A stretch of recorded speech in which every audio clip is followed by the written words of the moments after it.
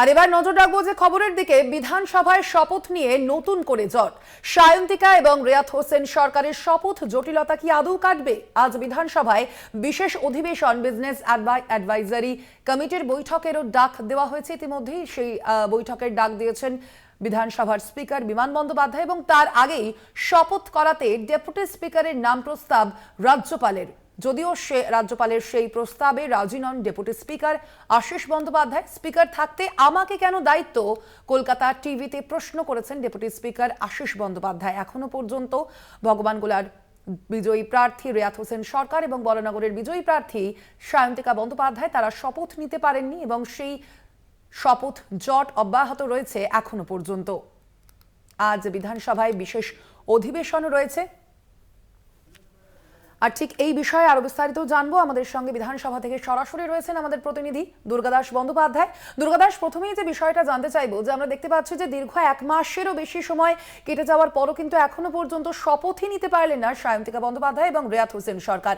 এখনো পর্যন্ত কি মনে হচ্ছে যে কোনো কি সমাধান সূত্র বের হতে পারে? আজকে রয়েছে বিশেষ যে অধিবেশন রয়েছে বিধানসভায়, সেখানেও কি কোনো সমাধান মিলবে?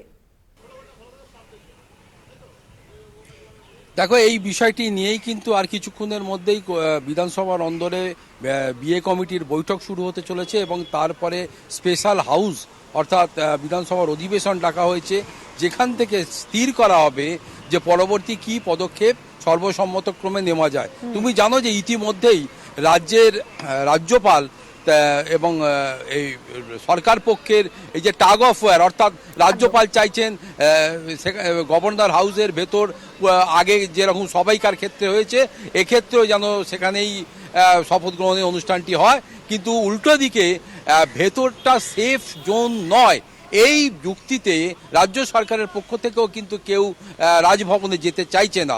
আর এর মাঝেই পড়ে গিয়েছেন এই সায়ন্তিকা এবং রিয়াদ হোসেন সরকার, এই দুজন যে নতুন আমাদের বিধায়ক, তারা কিন্তু শপথ জটে আটকে রয়েছেন। 1 মাস 2 দিন আজকে নিয়ে তারা কিন্তু এই BR আম্বেদকরের মূর্তির পাদদেশে অবস্থান করে চলেছেন, কিন্তু সুরাহা মিলছে না। আজকে সেই দিকেই চেয়ে রয়েছে রাজ্যের মানুষ, এবং এই বিএ কমিটি এই স্পেশাল অধিবেশন থেকে কি নির্যাস উঠে আসে, কি সিদ্ধান্ত নেওয়া হয়, যার পরিপ্রেক্ষিতে আজকে এই দুজনের এই শপথ গ্রহণের অনুষ্ঠানটি হয় কি না, এটার দিকেই চেয়ে রয়েছে সবাই।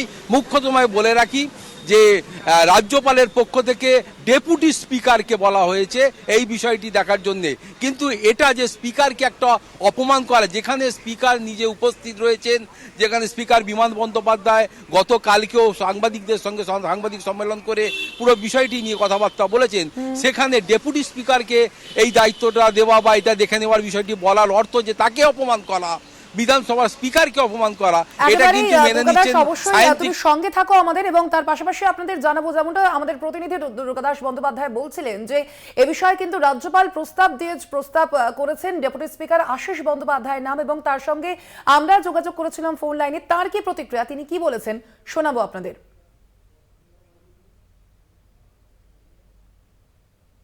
এটা আপনাদের কাছে শুনছি, আমার কাছে কোনো চিঠি কোনো কমিউনিকেশন নেই। হ্যাঁ, যে যদি এই ধরনের কোনো চিঠি আসেও তাহলেও আমি সবিনয় প্রত্যাখ্যান করব। কারণ যেখানে মাননীয় স্পিকার সাহেব উপস্থিত আছেন, যেখানে তিনি কলকাতায় আছেন, তিনি বিধানসভায় আছেন, তিনি নিজে রাজ্যপাল মহোদয়কে চিঠি লিখেছেন যে মানে আপনি আসুন, শপথ বাক্য পাঠ করান এবং আমি আপনাকে স্বাগত জানাবো। সেখানে স্পিকারকে বাদ দিয়ে ডেপুটি স্পিকারকে কেন? সেটা আমি সবিনয় প্রত্যাখ্যান করবো যদি এরকম চিঠি আসে। না, এটা তো ইচ্ছাকৃত হয়ে সৃষ্টি। কারণ এটা কি কি মানে বিধানসভা তো একটা গরিবার জায়গা আমাদের, তো সেই বিধানসভায় শপথ নেওয়ানোতে কি অসুবিধা ছিল? আমরা কিছু মানে আমার তো কোনো অঙ্কেই মিলছে না যে এতে কোনো অসুবিধা ছিল। একজন বিধায়ক 4 জুন যিনি ইলেক্টেড হয়েছেন, আজকে 2জন বিধায়ক তারা ধর্ণা দিতে হচ্ছে যে আমাদেরকে শপথ নেওয়ান।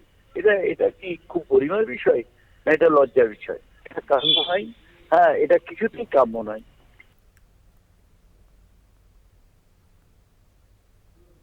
দুর্গা, অর্থাৎ বোঝাই যাচ্ছে যে ডেপুটি স্পিকার আশিস বন্দ্যোপাধ্যায় তিনি কিন্তু একেবারেই নারাজ। তিনি বলছেন রীতিমতো যে তার কাছে যদি এই প্রস্তাব আসে তাহলে তিনি সেই প্রস্তাব প্রত্যাখ্যান করবে। তার পাশাপাশি জানতে চাইবো তোমার কাছে যে যেই দুই বিজয়ী প্রার্থী, বিজয়ী বিধায়ক অর্থাৎ সায়ন্তিকা বন্দ্যোপাধ্যায় এবং রেয়াত হোসেন সরকার, তাঁদের এই বিষয়ে কি প্রতিক্রিয়া?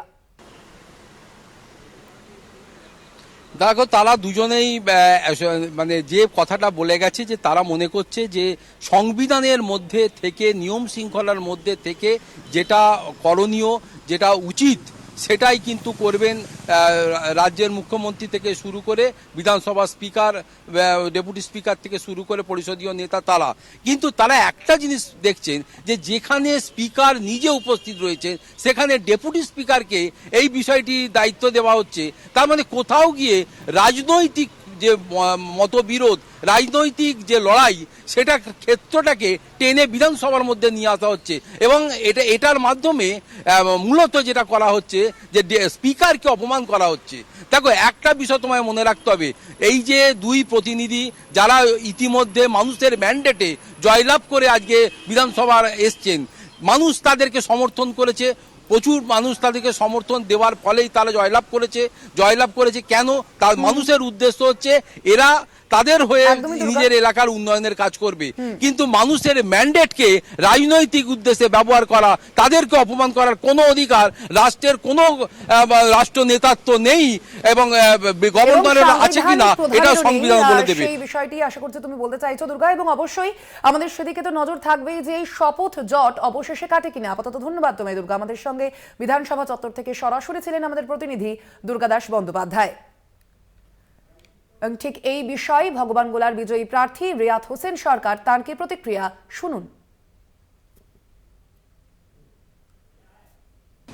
আপনাদের শপথ বাক্য পাঠ করানোর দায়িত্ব দেওয়া হয়েছে, রাজ্যপাল ডেপুটি স্পিকারকে দিয়েছেন, সেটাকে কিভাবে দেখছেন? স্পিকার তো রয়েছে। দেখুন, সংসদীয় গণতন্ত্রে যেটা আমরা জানি আর কি, যতক্ষণ পর্যন্ত যেখানে আপনার যে জায়গায় হোক না কেন সেই জায়গার কাস্টোডিয়ান বা হেড তিনি যদি অনুপস্থিত থাকেন তাহলে পরে হয়তো ডেপুটি হোক বা উপ হোক, যাই হোক, সেটা কিন্তু পরবর্তীতে তার উপর দায়িত্বটা ন্যস্ত হয়। কিন্তু এই ক্ষেত্রে যখন দেখলাম যে ডেপুটি স্পিকারকে দায়িত্ব দেওয়া হয়েছে, তো সেইখানে এখন দল এবং আমাদের সর্বোপরি স্পিকার আছেন, ওনারা সিদ্ধান্ত নেবেন যে আমরা কোন পথে বা ওনারা যাবেন বা আমরা বা কী করবো, সেটা কিন্তু ওনাদের উপরে আমরা কোথাও যেন একটা, আমার মনে হচ্ছে যেন একটা মানে স্পিকার সাহেবকে কোথাও যেন একটা অসম্মানের একটা বিষয় কিন্তু আমি লক্ষ্য করছি বিষয়টিতে। আপনাদের শোনালাম রেয়াত হোসেন সরকারের প্রতিক্রিয়ার পাশাপাশি বরানগরের বিজয়ী প্রার্থী সায়ন্তিকা বন্দ্যোপাধ্যায়, তার কি প্রতিক্রিয়া শোনাবো আপনাদের। সত্যমেব জয়তে। আমরা ভুল কিছু চাইনি, আমরা ভুল কিছু আবেদন করিনি, দাবি করিনি।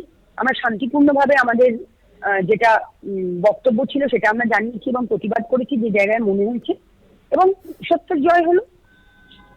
এবং ধন্যবাদ জানাবো অবশ্যই মাননীয় রাজ্যপালকে, যে বেটার লেট দ্যান নেভার। উনি দেরিতে হলেও উনি আমাদের কথা ভেবে উনি করেছেন, এবং তার জন্য তাকে ধন্যবাদ জানাবো অবশ্যই। এবং অবশ্যই ধন্যবাদ জানাবো আমাদের মাননীয় উদ্যোগকে। সত্যমেব জয়তে।